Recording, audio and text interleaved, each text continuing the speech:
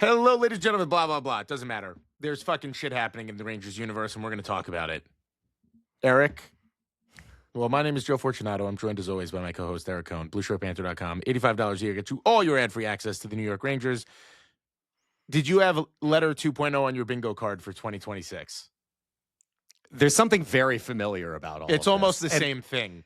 Yeah, and David Quinn is here too. Correct. So let me read it. Let me just explain to the people what happened. This afternoon, the New York Rangers released a letter from Chris Drury. I will read it in full here so that you guys just know what it says. A message from Chris Drury to our fans. We wanted to take a moment to connect with our loyal and passionate fan base. We know and feel your disappointment with how the season has gone to this point. We are just as frustrated and want nothing more than to deliver an on-ice product you can be proud of. It's what drives us every day. No one in the organization is happy with what has transpired, from management to coaches to players. Over the last few years, we've had some successes and moments to cherish, but ultimately, it was not the end goal. We are working relentlessly every day to bring a Stanley Cup back to New York because that is what our fans deserve. With our position in the standings and injuries to key players this season, we must be honest and realistic about our situation. We are not going to stand pat. A shift will give us the ability to be smart and opportunistic as we retool this team. This will not be a rebuild. This will be a retool built around core prospects and players. We will target players that bring tenacity, speed, skill, and a winning pedigree with a focus on obtaining young players, draft picks, and cap space to allow us flexibility moving forward. That may mean saying goodbye to players that have brought us and our fans great moments over the years. These players represented the Rangers with pride and class and will always be a part of our family. As we start on this new strategic plan, we will continue to play hard with pride and passion for our fans. We appreciate your unwavering support for the Rangers more than we can describe, and thank you for all that you do for our organization. You will begin to see some of our plans come to light in the coming weeks and months. Let's go Rangers, Chris Drury, President and General Managers. Eric, there are so many fucking interesting tidbits to take out of this. But I'm going to let you go first since, I'm kind like that. Yeah, I mean, let's start at the 40,000 foot level. This is unadulterated to me a good thing, right? Oh, for you, that was going to be one of my points. There is no negative to this. It's stupid they're doing the letter again, I guess, if you wanted to have a criticism. But you now have, as we speculated a couple of days ago, full proof that the New York Rangers are selling. The extent of that selling, I guess, can be debated, but this is only a good thing. Yeah.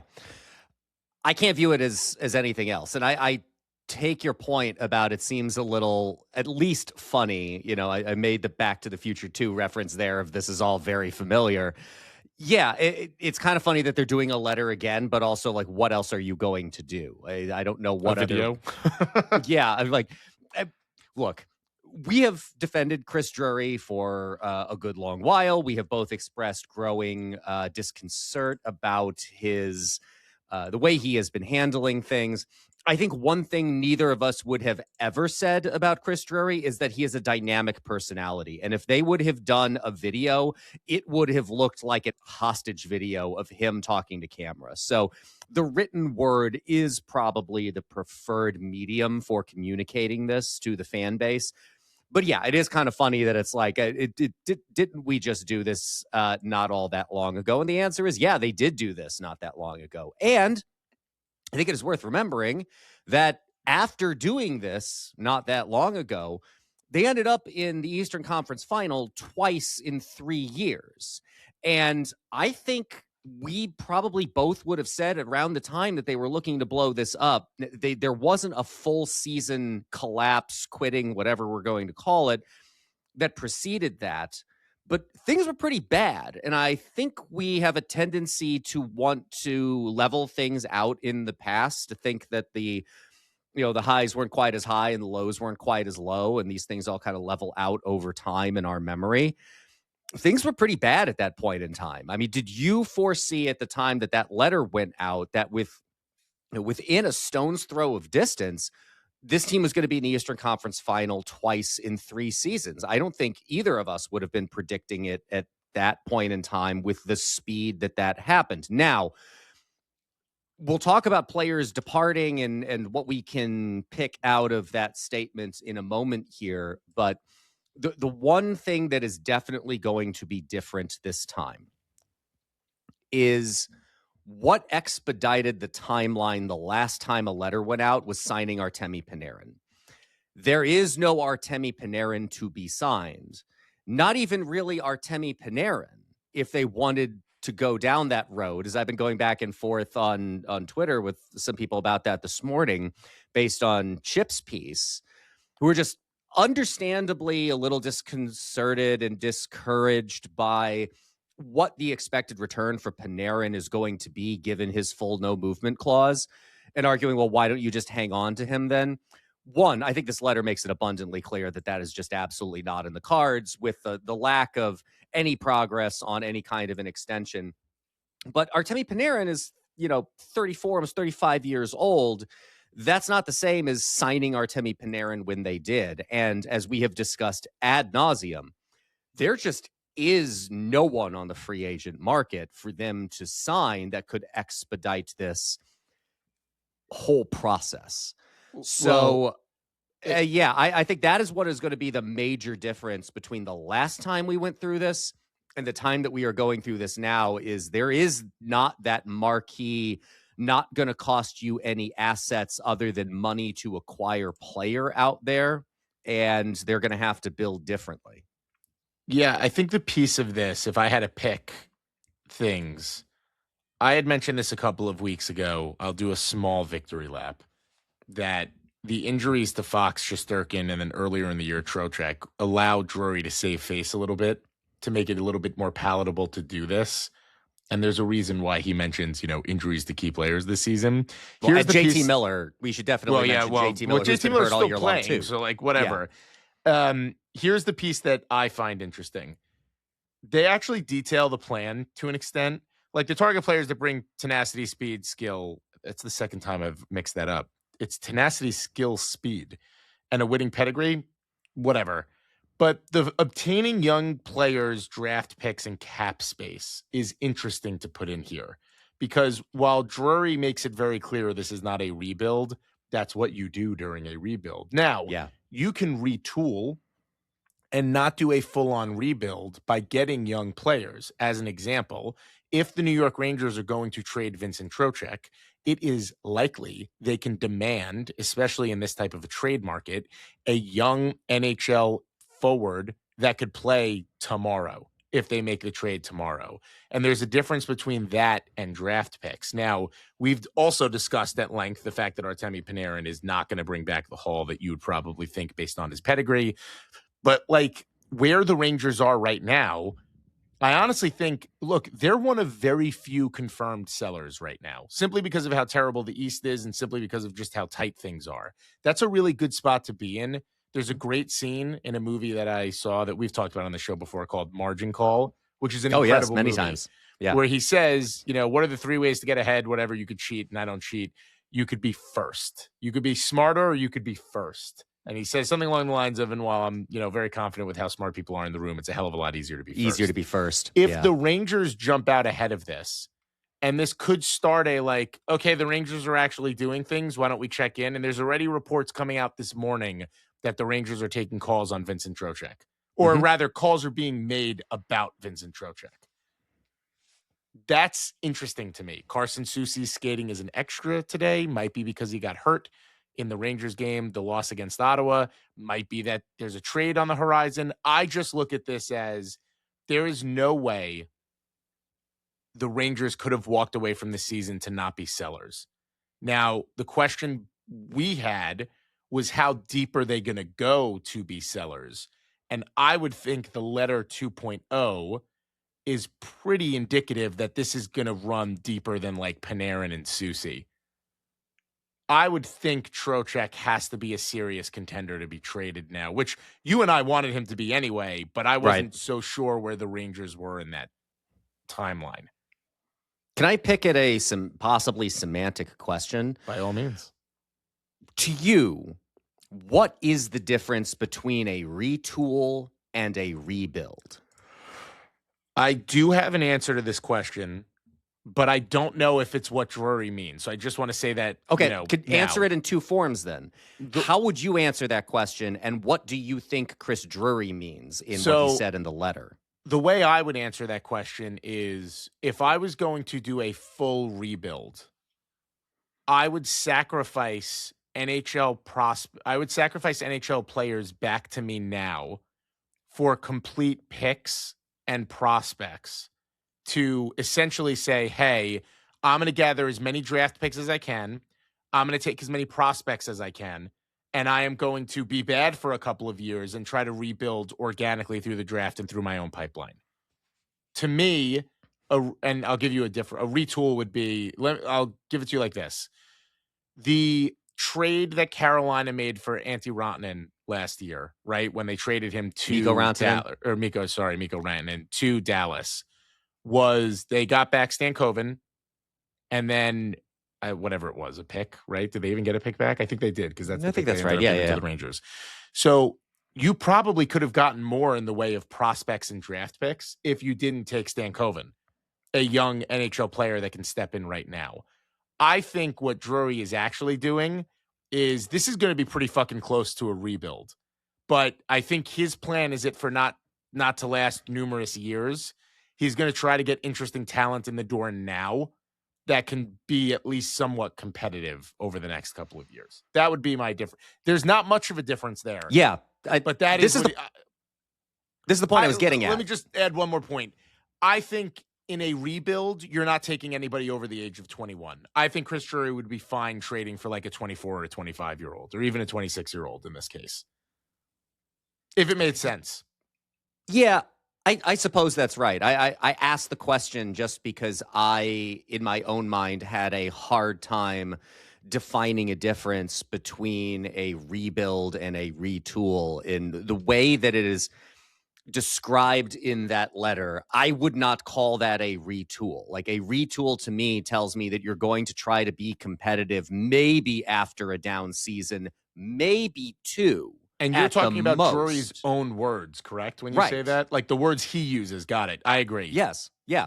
So it's almost a marketing thing to not want to call it a rebuild just because of all of the baggage that's going to go along with that. Because you can look at teams like Chicago, you can look at teams like San Jose that, yes, clearly you can see, I think, the light at the end of the tunnel for them. But those are teams that have been bad for an extended period of time. And invoking the idea of a rebuild, I think, to too many people and for their own face-saving purposes, is going to invoke way too long of a timeline than you would actually want to communicate. So to me, it describes a rebuild somewhere. Maybe we need something in between a retool and a rebuild, because I would describe what San Jose and Chicago have been doing. A tooling rebuilds. Yeah, there's something in between the two of them that I think that's what this is going to be. They don't want to take as long as a rebuild would, but I don't think they have any delusions about being competitive, in a season or two, expressly because there is no Artemi Panarin to sign to expedite this whole thing. Right now, though, don't forget, 2 years from now, McDavid, Matthews. So there will be some at the very least. Well, there's the potential for those guys. Fair. What we do not know, and what I think you have to at this point in time, and I was actually thinking of maybe even writing something about this, but that would be nice. Do some work for the site for a change. Yeah, I do. Obviously, do absolutely nothing for the website. You're basically Chip. Basically, yes. You don't pay me no money to do. I don't pay you no money to not do jobs. Free agency doesn't exist. Until future notice, free agency doesn't exist for anything other than really adding a couple of pieces, probably in your bottom six, or for filling out your AHL team with that quad A kind of talent that you're going to want as partly emergency call-up for your NHL team, but also for some veteran leadership for your AHL team. So you're right that Matthews, McDavid, there's the possibility that they could be available in 2 seasons. I just don't think you can count on that at all. As we have discussed repeatedly, the only way that you are going to guarantee acquiring marquee level talent is by making a trade for those kinds of players when they become available on the trade market, or by drafting and developing them yourself. So I think Chip has been talking about this for a couple of days now, that Jason Robertson probably not going to be made available before the trade deadline, because Dallas is trying to do this thing called winning the Stanley Cup, and a great goal scorer like, I don't know. I'd like to find out someday. A great goal scorer like Robertson is going to be a help with that. But you Not can a help absolutely for the move USA him. Olympic team. Yes. But you could very likely see him being made available in the offseason, and that's somebody that the Rangers should be in on, because that is the kind of marquee talent that you're not going to get on free agency. So yeah, to reemphasize the point, I don't think that this is a full rebuild in the way that we would talk about what Chicago has been doing, the way we would talk about what San Jose has been doing. But I don't think we're going to be looking to the Rangers being as competitive as they were, as quickly as they were after the last time we saw a letter like this go out. Yeah, I'll say two things. One, I think the way Drury worded this email and the decision that they're making leads me to believe that they've learned their lesson about waiting for guys to show up on free agency. The second thing I'll ask is, do you think Chris Drury thinks the Rangers will be a playoff team next year based on this? Next year, no. I'm going to say no, too. And that is also the difference. Like, you could make the argument that a retool gets you back in the playoffs almost immediately, right? Like, you just shift some things around. You'll at least be competitive. It would not surprise me if the Rangers are drafting in the top 10, first of all, this year, assuredly, and then maybe even next year and potentially the year after, depending on how slow they want to roll it. So let's play a quick little game. I don't think there's much more for us to say about this as of this moment. Let's play will they or won't they be traded. I'll afford you like nuance very rarely. I'd like you to just give me yes or no answers, okay? Okay. We're going to go by points. Panarin. Yes. Hard yes. Zibanejad. This is one we could have some nuance on. I do think the Rangers will approach Zibanejad at this point and be like, yo, do you want to be a part of this or not? I think he's going to stay, but I don't know what the Rangers' thought is on that. I think he is probably going to stay as well. I agree with you that this comes back to when they approached Hank the last time around and said, hey, do you want to stick around through all of this? Now the problem, that was out of respect. This is out of are you sure you don't want to leave? No, I agree.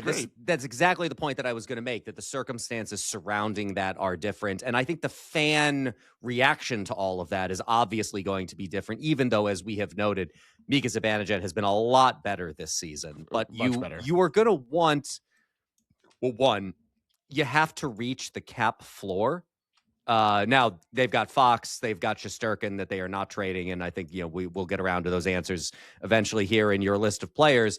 But Zibanejad also helps you get closer to the cap floor. He's a guy who's been around a while, and I just don't think he's going to say yes to being moved.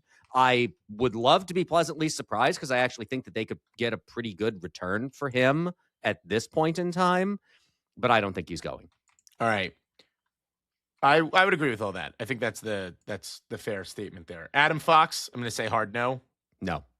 I want to leave Vincent Trocheck for the end, because I think there's a little bit more that we can discuss there. JT Miller, I think, is a hard no. I just don't think it. I cannot see them turning around and trading him. Maybe they do.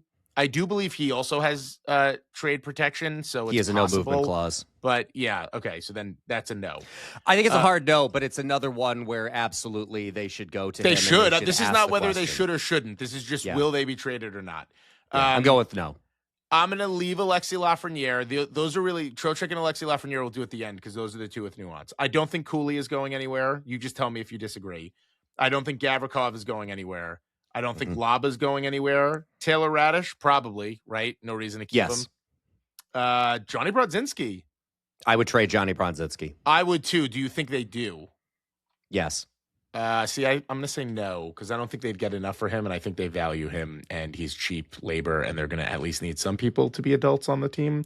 Connor Sheary is interesting. He's hurt, so I think we can remove him from this, but it would be curious to see what happened if he wasn't. He is signed for 1 year, obviously, so whoever took it would be a pure rental, but we'll leave him there. Carson Soucy, assuredly gone. Sam Carrick is an interesting one. Rangers love him. He's been a leader. Do you trade him regardless because you could get something good back for him? I would trade both Brodzinski and Carrick, but if you're going to keep one of them, I guess I would keep Brodzinski because I just think you can get more for Sam Carrick than you can get for Johnny Brodzinski, even though I think Sam Carrick is the better example of the kind of guy that you really like having on your team. He's been an incredible value, and I think we should really has been. He has shown more leadership than a lot of the players that we have discussed who are supposed to be leaders on this team.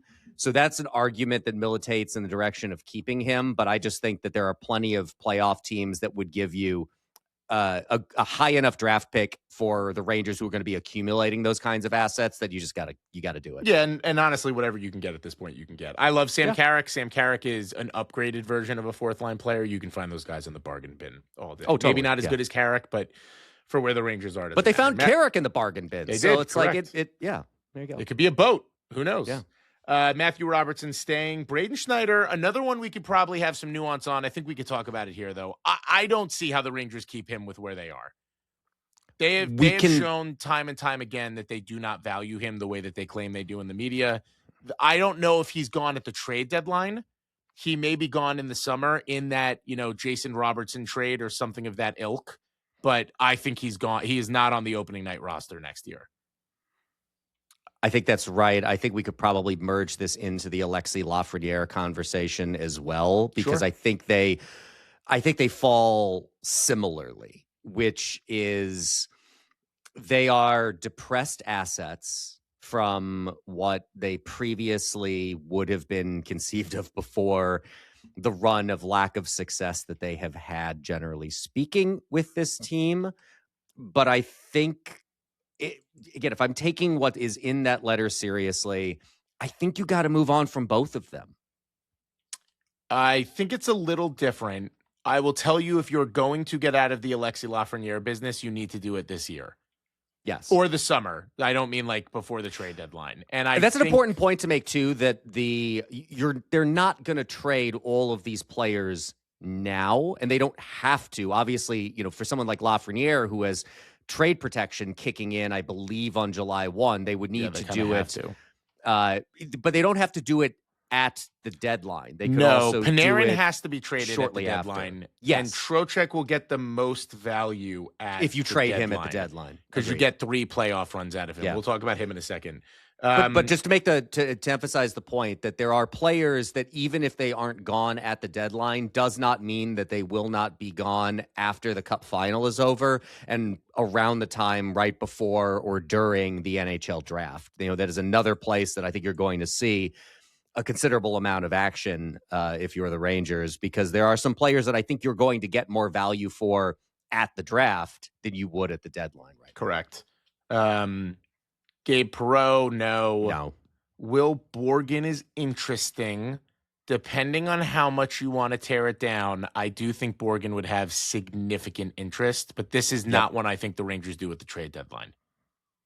That would be a at the draft one for me, but I think that would definitely, again, going back to, for people who can never say anything that Chris Drury has done is positive, the deal that Borgen is signed to for what he is relative to what we have seen the market for a defenseman with that level of experience that's a value, and you can get considerable value back for that player on that deal. So I think they would be foolish not to explore it.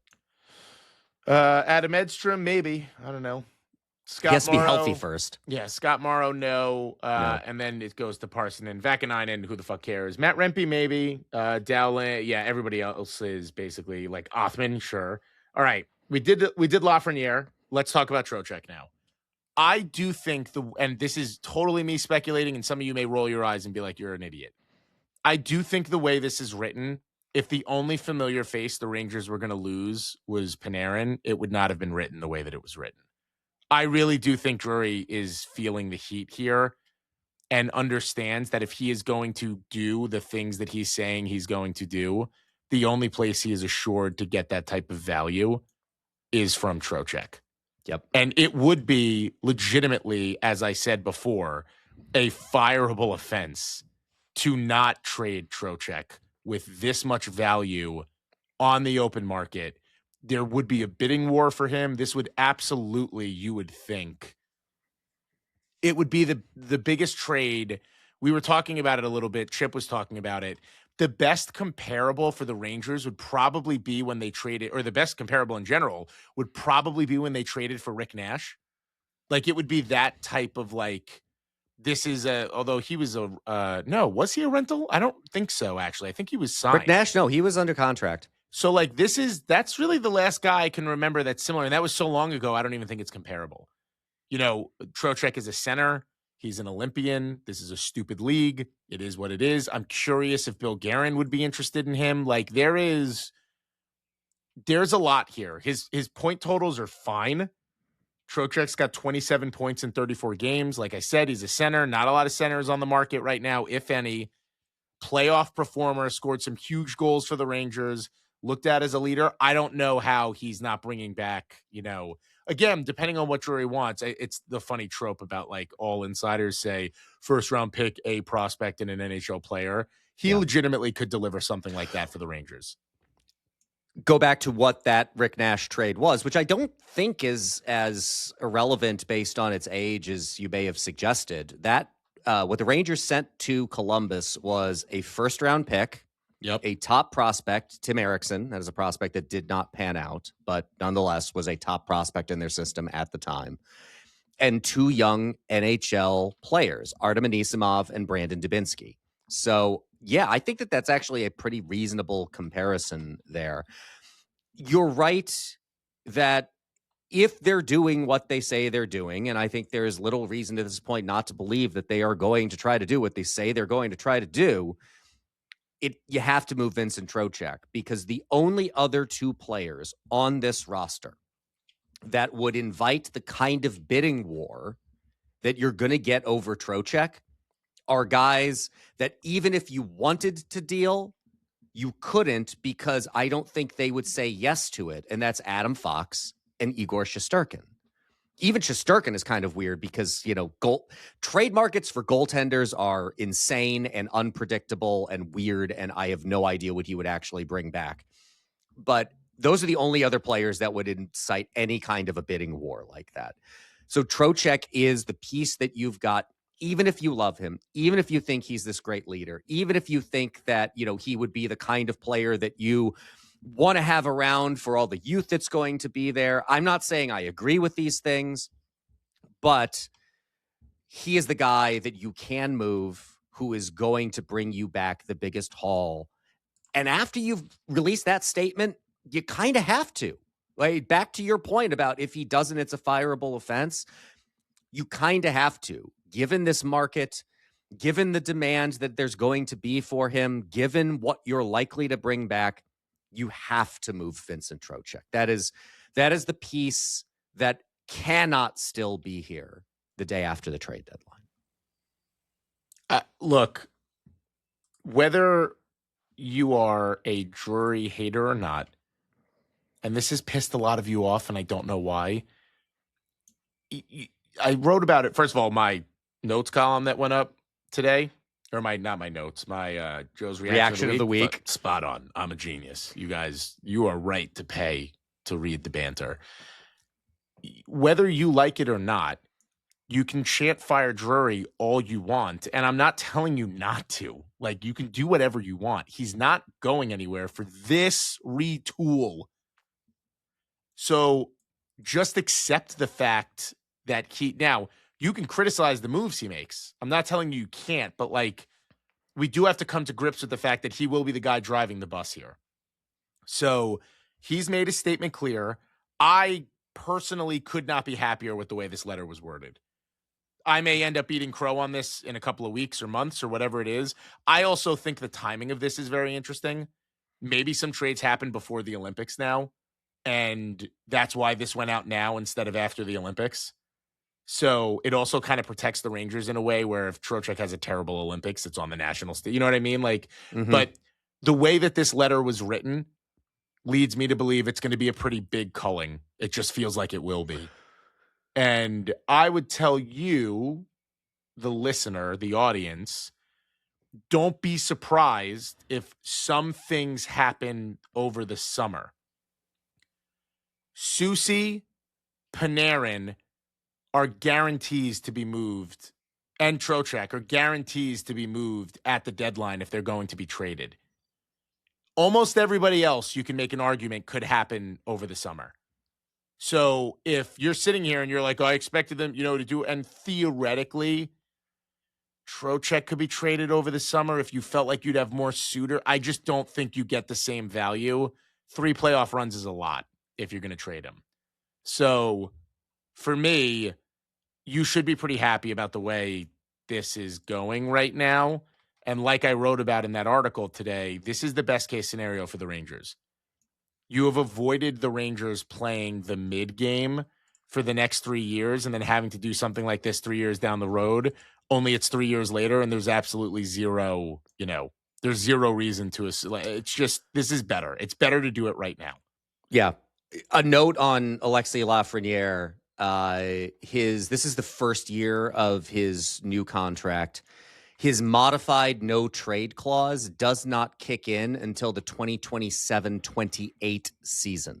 And even then, that is only an 8-team no trade list.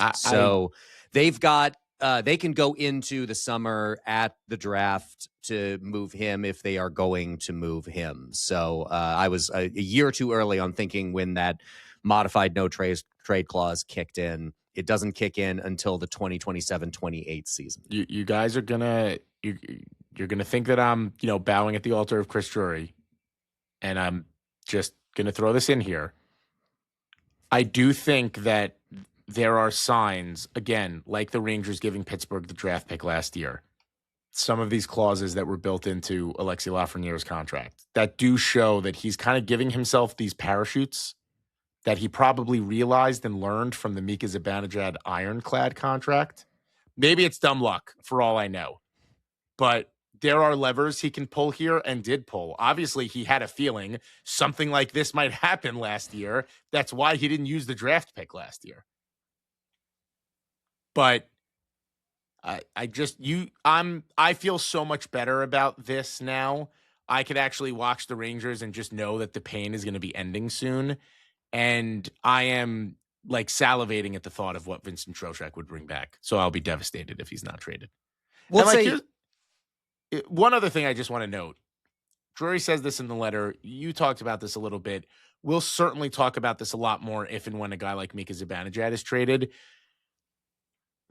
There are reasonable things you can say about this group of players that are deserved. They were losers. I don't mean that like in a middle school way of like they're fucking like they just lost, right? Mm-hmm. They didn't win. They became a group of giant babies when they were pushed and didn't get their way. But there are some guys on this team that you should really fondly remember, a la Chris Kreider, if they are traded away. Mika Zibanejad's legacy for New York should be a hell of a lot better than it probably feels like it is right now.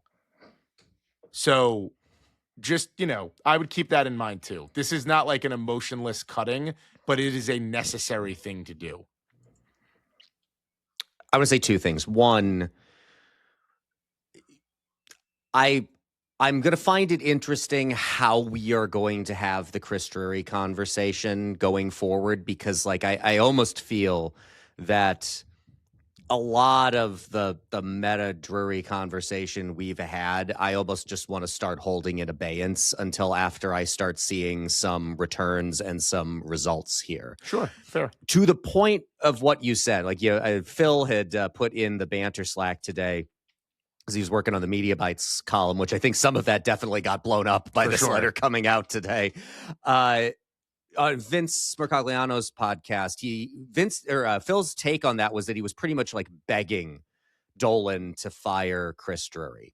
I think what we know now and is abundantly clear for all the people who have been coming at you or coming at me, not about what you or I think should happen, but what we are saying was likely to happen, is that Chris Drury was just not going to be fired. Correct. And I just do not think, and if you think this way, I don't know what to tell you, that this statement would have come out from Chris Drury if Dolan had any thought in his mind that he was going to fire Drury in the next 2 years. He is clearly giving him the runway to do all of this. And this goes back to the piece that I wrote last year, which was he has not been asked to fully rebuild this team yet. He inherited a team that you kind of give a little bit of a wait and see there, and they go to the Eastern Conference Final that year, and it has been moves on the margins trying to push them across. The Gensel move is the lack of a Gensel move is still the biggest strike to me on his record up till now. But whether you like it or not, he is the guy who is going to be doing this retool, rebuild, tool build, whatever we want to call it, what flies in between those two poles.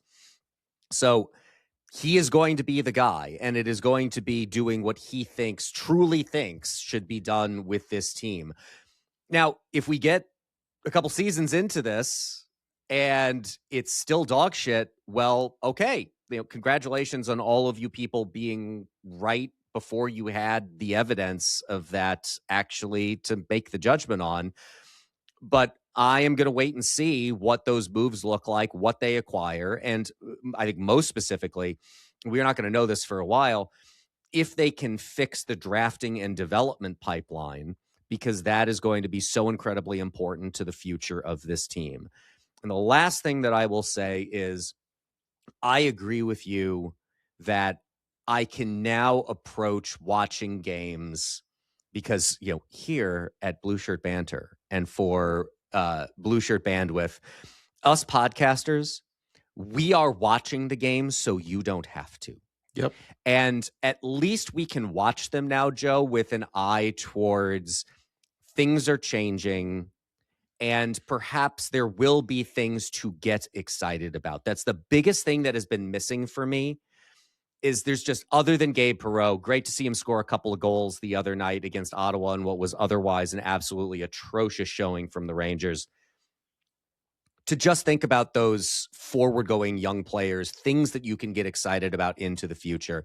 This kind of restores that possibility of those things being there, of finding the players, of finding the possibilities to get excited about, of thinking about who they might be able to bring in through the draft, since they will almost certainly, I think we almost say certainly, have a lottery pick in this draft. They might, if they sell off as much as we think they're going to, be bad enough to get Gavin McKenna, put him around an actual hockey team. Or was it Tynan? God, that's going to become a discussion there's a lot more interesting things that we're going to have to talk about. As we were just saying on the last episode, we have not talked granularly about an individual game in quite a while, and I don't think that that's going to change anytime soon.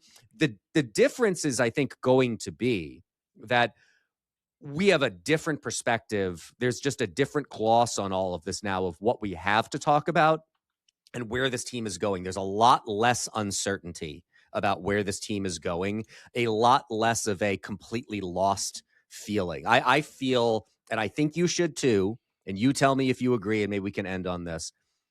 I feel better now than I did a couple hours ago. Yeah, so that's what I was saying. Before this letter came out. I feel much better about this team and the possibility of where they could be going. It could not work out. Like this has always been the biggest hesitation about full rebuilds is sometimes they take forever. Like they just, you accumulate those high-end assets through the draft and things just do not work out the way that you want them to. But you could see this team being in a way that a little more frisky fun. It would be a good thing to experience again, where they're still losing, but those games are more fun to watch and engage with. There's a purpose to the team now. Correct. Which is, listen, it should be lost on nobody that you don't want Gabe and you don't want Scott Morrow and you don't want whoever else the Rangers bring in the system. Hopefully it's Gavin McKenna or some other type of, prospect. You don't want them developing in a shithole like this because they don't develop. That's the problem. So, thank you all for being here. Thank you all for listening. 40 minutes of bonus podcast content for you guys. How lucky are you? We will see you at our regularly scheduled time next week. Bye for now.